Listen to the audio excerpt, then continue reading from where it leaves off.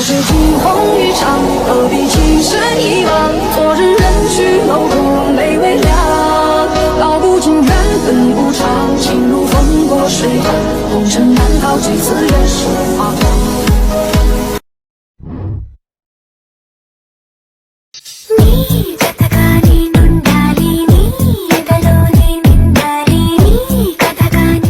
About rolling down in the deep. When your brain goes numb, you can call that mental freeze. When it's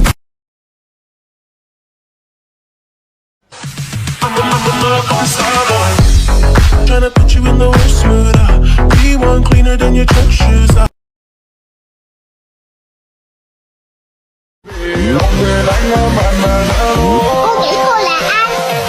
Trong tay ta không có điều một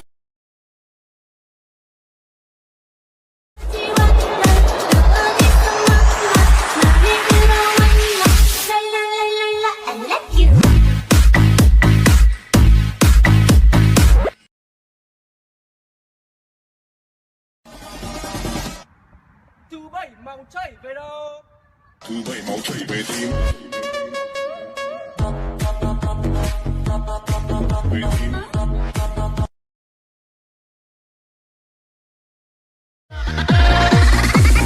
Three, two, one, let's go.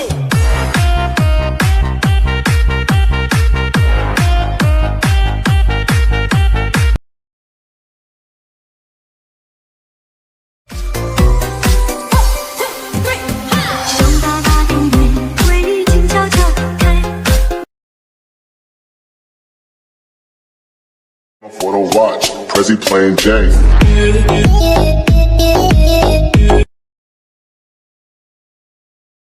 Yajomiyatong, kapag-kawa ko sa lunch na. Yo, kasi ka ko sa lunch na, kuy o ka sa na ko. Don't know what you heard about me.